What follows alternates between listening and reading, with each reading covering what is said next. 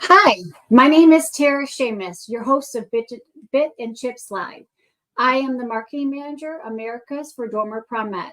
Today we have with us Gareth Puntis. He is our Segments and Services Manager and has been with Dormer Pramet for almost 7 months now. Gareth, how time has flown by. Yeah, yeah, it feels a lot longer than that, doesn't it, Tara? Well, welcome. Thank you so much for joining us. So I'll let you give a little brief introduction of yourself, your background, and what brought you to Dormer Pramet. Yeah, excellent, thanks. Yeah, so my name's Gareth Puntis. I'm based in the UK. I've been with Dormer Pramet sort of 7 months now, and prior to that, I was with Renishaw for around 11 years. During my time there, I did a variety of roles from product management, project management, managing applications team, and did a variety of things, in different areas. So it was both global roles, European roles, and UK based roles. What brought me to Dormer Pramet? Well, I mean, Dormer Pramet's really ambitious company. It's got big plans with the merging of Dormer and Pramet, and increasingly so under the kind of new management team. So yeah, really ambitious plans, which are pretty exciting to be a part of. The role itself was like a really exciting thing to get involved in. So the segments side of things, we've had a segments team in the organization for quite some time now, but we're entering new markets in terms of geographic markets, new industry segments as well. And then the services side of things, it's really a new organization. It's a consolidation of all the services that we have kind of globally under one umbrella. And that brings with it loads of cool opportunities for, a kind of like cross service selling and things like that. So yeah, great opportunity. I'm really excited to be involved. No, that's awesome. To your point, there's a lot of great things on the horizon at Dormer Pramet that I'm really looking forward to as well. And so in the short time you've been here, so what has been your experience so far with the company? Yeah, so it's been like a really great welcoming. I think everyone here is super friendly. That's the one thing that kind of sticks out. It's been hugely fast paced. I mean, like I said, it feels like it's been a lot longer than 7 months. But I think that's probably a reflection of the journey that Dormer Pramet's on. So, it's a pretty fast paced company. Things are moving pretty quickly. And yeah, we're doing a lot of stuff, and you're juggling a lot of stuff, I'm juggling a lot of stuff, and that is life at Dormer Pramet. So yeah, it's good. Yeah, absolutely. So of all the things that are going on, like you said, we do have a lot of things. What has surprised you the most about the company or your role specifically? Yeah, focusing on the company, I think there's kind of three things, and the first thing I'd say is probably like how connected people who work for Dormer Pramet are with the company. So I work with a lot of people who've been with Dormer Pramet a long time, and they kind of see Dormer Pramet as like an extension of themselves. They hugely loyal to the company, hugely committed to the company, and yeah, it's kind of it's always something to keep in mind with whatever we're doing. That the people who work for Dormer Pramet are like the core of really of what this company is, and they're the reason why our customers have such great experience with working with us. People who are kind of always willing to go the extra mile. It's great. It's been brilliant working with the people around me. The kind of second thing that kind of really struck me when I joined Dormer Pramet is how global the company is. And I don't just mean like we have offices all over the place. Everyone has offices all over the place. What I mean by that is actually how, even at a senior management level, pretty much everyone's from all over the world. So we've got people on the senior management team from Asia, we've got people on the senior management team from Americas, we've got people on the senior management team from all over Europe. And also it's a really diverse team. So in all levels of the organization, we've got pretty close to 50-50 split, I think, with men and women, at least that I've come across. And I think that's pretty rare in this industry particularly. historically I've worked in manufacturing, like I said, for quite a long time, and it's very male orientated kind of industry. So yeah, it's quite cool to see the difference in Dormer Pramet to other experiences. Yeah, absolutely. I totally agree with that. And I do appreciate all your help that you've supported in regards to the IMTS prep. So Yeah, you've been no worries. a tremendous asset. So thank you so much for that. Yeah, no problem. So tell us what does the segment and services manager, what do you do at Dormer Pramet? If you can get into a little bit about the details. Yeah, so I guess like it's in the title really. There's two kind of aspects to it. There's segments and there's services. So the segment side is really the kind of the business development kind of aspect of it. So segments, we're talking about the various different industries that we target as an organization, and we'll talk a little bit more about that in throughout the rest of the kind of conversation. And then the services side is really, it's not customer service, it's not sales operations, it's really about our service offer. So what are the services that we offer to customers in addition to our products? So the kind of the additional things that make you want to work with Dormer Pramet. So whether it's like vending, or whether it's training, or whether it's carbide recycling, or various other things, there's all those kind of additional service offer elements that make us a good company to work with. So yeah, not customer service, although sales operations, customer service, that's dealt with by a good friend of mine now, a new friend of mine now, Martin, and he does a great job with that. Yeah. So to expand on that, I guess what would be your main responsibilities, and how does your role impact the company's operations? Yeah, so it's leading the teams that kind of deliver these things. So it's about like creating the vision, setting the objectives, and making sure we kind of work into the objectives that we've been set by the DPMG or by our management team. It's also about being there for the team and kind of helping to kind of coach and mentor and be there just to support them, to create a great environment to work in. So that's kind of the function. It's really about looking at these various teams and looking at how can we kind of create this kind of something more value add that's a bit bigger than just the service on itself. Okay, no, good. So when you look at the strategy perspective, what is Dormer Pramet's strategy, and when it comes to these different industry segments, and has this changed or has it not changed throughout the recent years? Yeah, so I guess the answer to has it changed is yes or no, yes and no.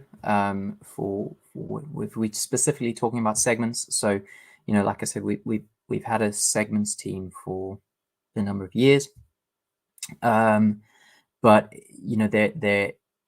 so that hasn't changed. We've always focused on certain segments, and we've been very strong in certain areas. So when you look at like railway, when you look at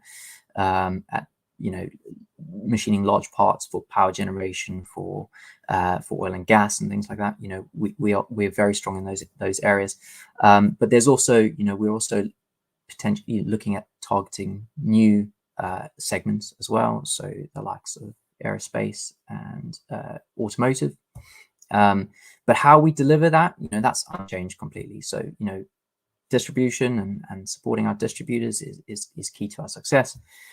And the real crux of what we're trying to do with segments is about kind of helping our salespeople to support our end user customers and our distributors better, and to become partners rather than just kind of just selling tooling. It's really about making sure that we kind of it's a value add service that we offer.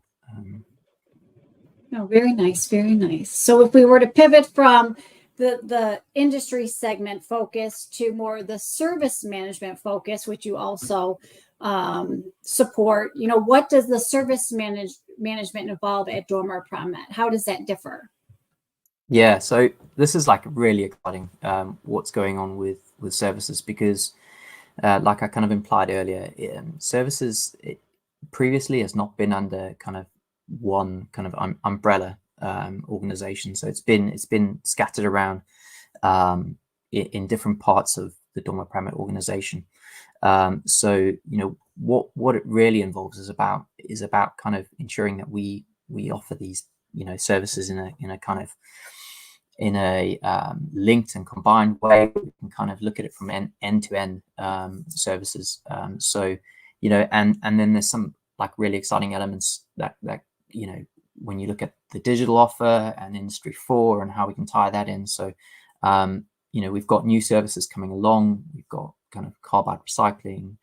We've got the data matrix project, and Christian Busk, who's part of the team, he's going to be coming on to Bits and Chips in a few weeks' time, I think, and he'll kind of be going into those areas a bit more. But really, I think it's about finding that kind of common thread throughout the service offer, and I think product data is key to doing that. So it's looking at things like, okay, usage of our tools right from the start, CAD CAM systems, how do we get our data in there to help people, through to, okay, you've got a data matrix now on a tool, which is something that we're introducing soon. So you can scan the tool, you can kind of have full traceability of that tool from the batch it was manufactured and the data was manufactured, and then through to vending, and so effectively you've used your tool, automatic reordering of the tools, through to like end of life of the tools, it's recycled and it goes back into the process. And it doesn't take much imagination to realize that actually all these things you can kind of at some point in the future connect, and you can kind of say, okay, right, so if for instance a tool with a data matrix code goes into a machine, well, guess what, you can scan that probably, and you can connect that to a job, and you can see whether the machine's been active, or you can communicate with the vending system to place an order, or the vending system can communicate with our recycling program to sort of say that tool's been used and it's ready for collection to be recycled. So yeah, these things are individual services at the moment, but actually the vision, the larger vision, could be how do we connect all the services together. So okay, no, really good insight and feedback. So how would you take kind of what you said and ensure that the services provided really meets the customer expectations and in align with the company goals? Yeah, so I mean that's like kind of that's the big piece of this really, and I think that's probably what we are dealing with primarily at the moment. So it's still really early days for us, and it's about making a business case. So yeah, we want to create services that people want to engage with and want to use, but ultimately there's got to be a business case. So we've got to figure out how we can provide these services in a way that it's value add for Dormer Pramet too. So yeah, that's where the thinking comes in, right? That's where the planning and the thinking comes in, because we want to offer these things in a sustainable way, and it's only sustainable if ultimately they pay for themselves. So absolutely. Well, I'm going to give you a couple minutes to get a glass of water, and I know I've asked you a lot of questions in the last 15 minutes or so I'll give you a little bit of a break. So at Bits and Chips we like to tell jokes, Gareth. I don't know if you know this. So I'm going to ask a question. I'll leave it to the audience to answer. And if you have a guess, just add it to the comment section.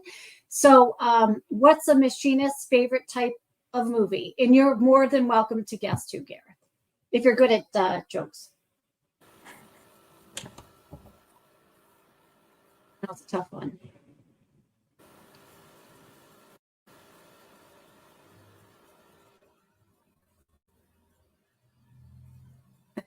No? Okay, the answer is a driller. So yes, I know. Good manufacturing joke here. So before we get back into it, we'll talk about your challenges and opportunities within your role. But let's go to a quick break. We're going to share a quick 45-second IMTS video. As you all know, we'll be exhibiting an IMTS this year, and we hope that you will all be able to stop by the booth and say hi. So we will be back in less than a minute.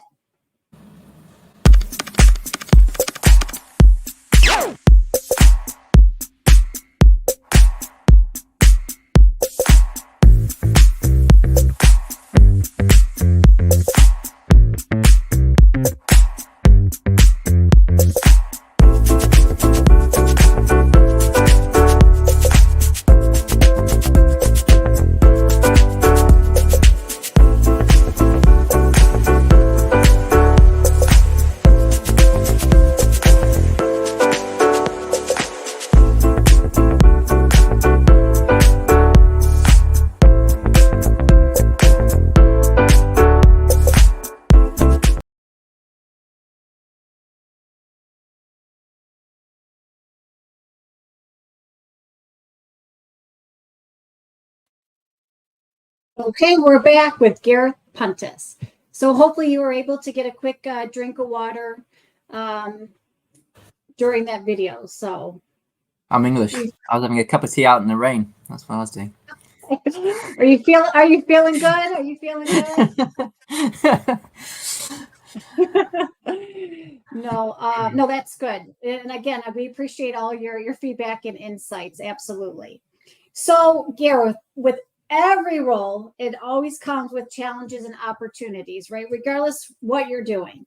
So, like I said, I know you've been in this role for about 7 months with Dormer Pramet, but in that time, what challenges have you encountered in your role so far? Yeah, I mean, with it, whenever you move into a company, there's always a whole load of like a whole new language you have to learn, right? There's like Learning curve. There's company jargon and all that sort of thing. So you know, I think sometimes that's the biggest challenge, really, to be honest with you. It's just getting your head around, you know, oftentimes what people are talking about, because it's things that you're familiar with, but it's just said in a different way, done in a different way. There's different systems and processes. There's all that sort of thing. So yeah, I'd say in some ways that's kind of like the biggest challenge. But I've been really lucky. There've been some great people around me. So you know, I've kind of had to get up to speed pretty quickly. And I think, you know, in a management role, that's expected of you. It's just, you know, you jump straight in and you're right in the deep end. And so I've been, you know, yeah, like I say, really lucky to have some great people, both in my team, but also people who, you know, just in the organization, the wider organization, who've really supported that learning journey. And yeah, so massive thanks to them. I think that most of them know who I'm talking about, but yeah, I really appreciate it. So. Yeah, you kind of just learn as you go, type of thing. You know, not you do, everything. Yeah, you learn as you go. And textbook. It's more like literally hands-on training in so many different areas. Yeah, it's the unknown unknowns. I think that's the thing that gets you, because you kind of you know, you come into a new organization and there are just so many things that you don't know. And I think the key thing to that is just asking lots of questions. Yeah, absolutely. I think like questions are great, because the thing about asking questions is that it kind of it makes people think themselves about stuff that they don't know, or not that they don't know, that they already know, and maybe they haven't, you know, by kind of answering your question, then they kind of get the opportunity to rethink that thing, and they tend to come up with really good ideas. So yeah, that's I think that's probably been my experience, really, is the more questions I ask, the more kind of ideas we come up with as a team as well, which is absolutely. No, very good.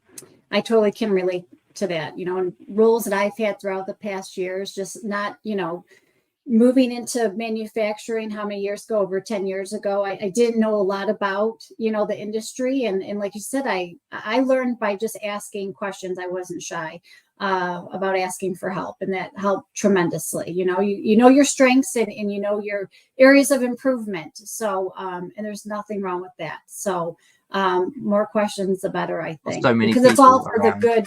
Yeah, it's all for a good cause, right? For everybody involved. Yeah, definitely. I mean, we've all got like strengths and weaknesses and kind of areas that we're good at. And I think that's the really important thing about like any teamwork and any kind of management role, or any you know, project-based role, is about making sure that you've got people who've got the right kind of skills in place, and accepting that you're not always going to be the person who knows everything. And you know, we were talking about IMTS earlier, and my involvement in IMTS, and you know, the key thing there has been about bringing in people like Thomas Hantek, people like, you know, Christian Busk, people like Christian Andart, you know, people who have got loads of experience that can kind of help me in that. And you know, so I'm not you know, I'm not one of these people who thinks I know everything, right? That's why we've got really talented people who work for this company. So absolutely, very diverse and inclusive.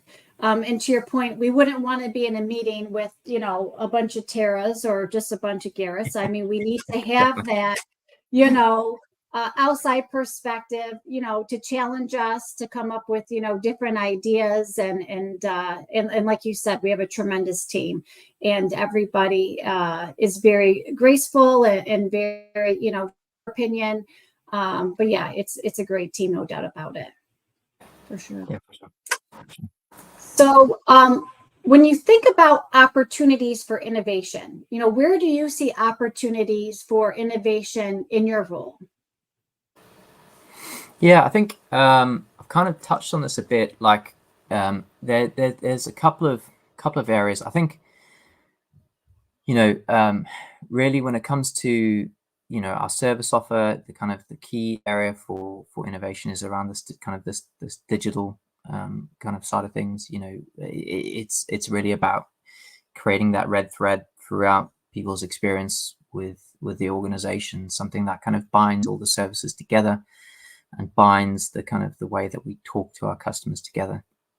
And then the second area is kind of linked to that, because if we're really talking about our offer, regardless of whether it's our product offer or our service offer, it's about communication and about making sure that the right communications are available at the right time, that people have access to the right things, they have the right knowledge, we've trained them in the right way, and about making sure that that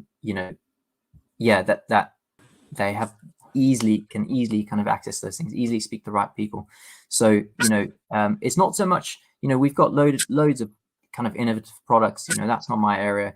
We have got great services, and there's service innovation going on all the time. So data matrix, file recycling, all these things are great innovations. They're great services, but I think where I can really make a difference to that is about making sure that actually it's not just something that's kind of released and then kind of goes off into the ether and we don't do anything with it. It's about making sure that actually we get as much as we can out of that, and we get as much as we can out of the people that we've got, because we've got these good people, we've got people with knowledge in different parts of the world.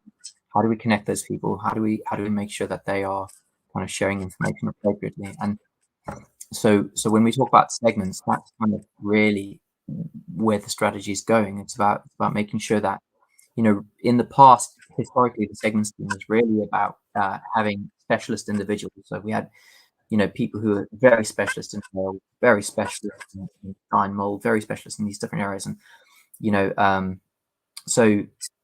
I used to have a mentor in this role, and one of his key things where he always used to say, you're better off having everyone 40% bought in than having one person 100% bought in.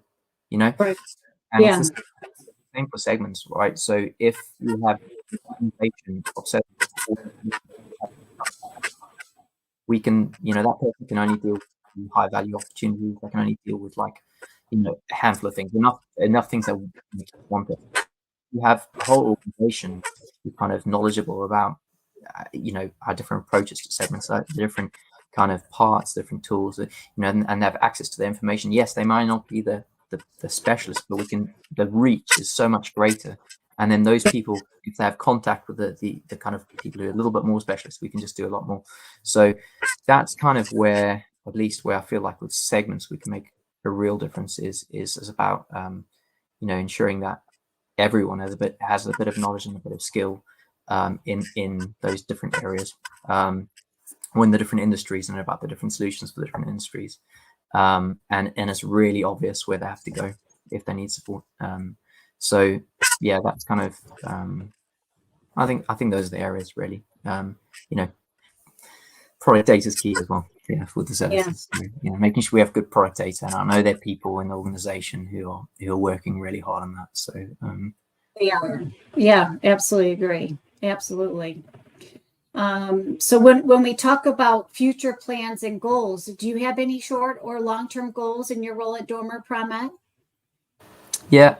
So I mean, like short-term goals, I think, there are a few things that I was specifically brought in to do, with short-ish timescales on those. So things like our vending offer, making that globally saleable.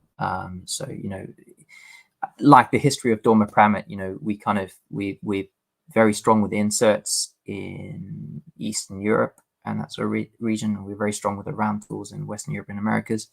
And so, vending is still a very Eastern Europe kind of business. How do we roll that out globally? So that's a real short-term one. Looking at kind of learning paths and kind of skills for our salespeople through the training team. That's a short-term goal. So, it's something that we're working on right now, and we're kind of putting together loads of kind of different learning paths in our Workday system. But ultimately that will also be rolled out to our distribution.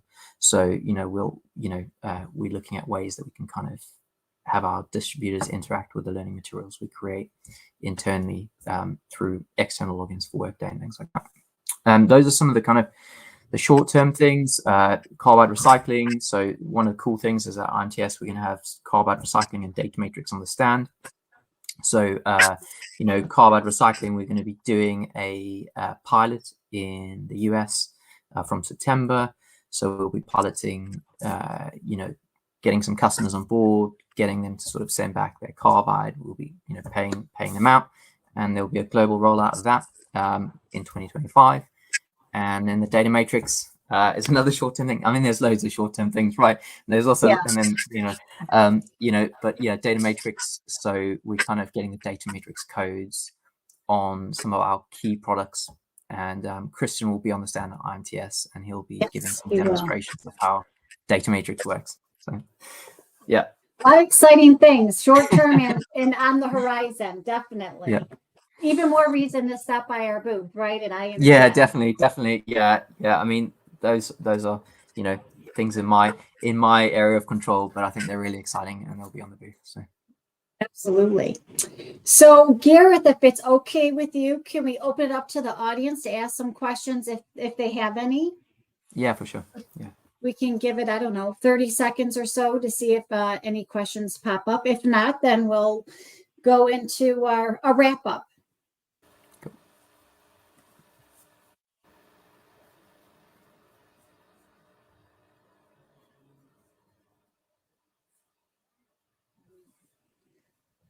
The inquiring minds want to know anything about segments or services. I don't see anything, but if something comes to mind and you want to ask a question, please feel free to still add it in the comment box, and we'll do our best to answer. So any final thoughts from you, Gareth, in regards to Dormer Pramet segments and services strategy? Yeah. I mean, ultimately, like, it's exciting times ahead. So, come onto the booth at IMTS, have a chat with us, find out like what we're doing. There'll be more information to come. So this is really, like we said, 7 months in. So, it's the start, but we're on this exciting journey, both as a company as a whole, really ambitious,